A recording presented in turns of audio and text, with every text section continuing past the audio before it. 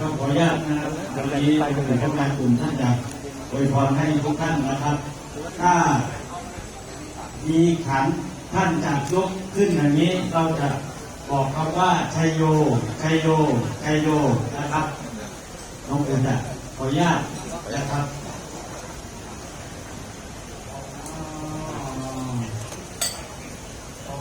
สองพี่น้องที่แล้วให้ห้องให้ข้างสองบททั้งทุกคนหัววิหารเลยให้ซาซาลื่นลงหลังอันหลับเหนียวเขี้ยวผัดข้างน้อยซาให้ลื่นให้เขี้ยวข้าไปถึงเรื่องการงานต่างถึงพัฒนาคารามดอุตตมะข้าวของเขาไม่ก็แดงแก้วหีดำหีดางผู้เขาช่วยคุณบ้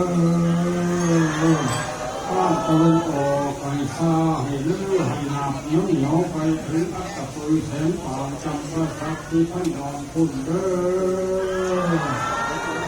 จิตใจกายซาคาลื่นหยาบเหนียวเขี้ยวข้าจะว่าเอาเปลี่ยนโห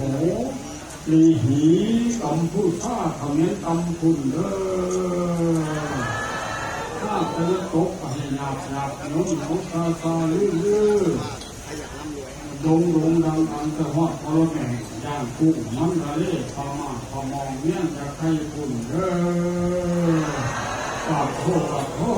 มันทำเป็นตัวปูจีจังเราไม่ทั้งหมวกที่เขาเลยทำได้นี้มันออกมันเป็นภายนอก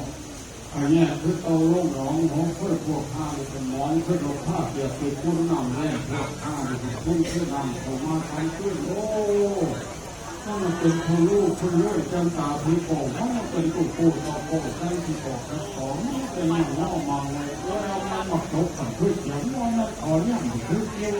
มันกับพืชเขียวที่หัวมือขาวโอ้เป็นคนลูกเขาหวานจนต่อขาสุดกันค่อยพวกข้าเลยเป็นมันจะก็เข้าพวกต่าง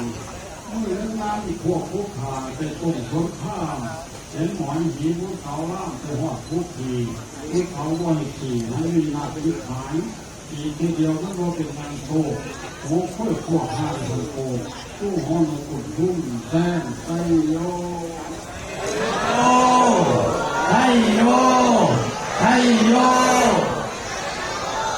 ของข้างไหนนั่นนี่คือบอกนี่หลวงผู้ของผู้กูนี่คือสีต้นไส้ต้นผู้เป็นลานแดนเราบักที่ห้ามหา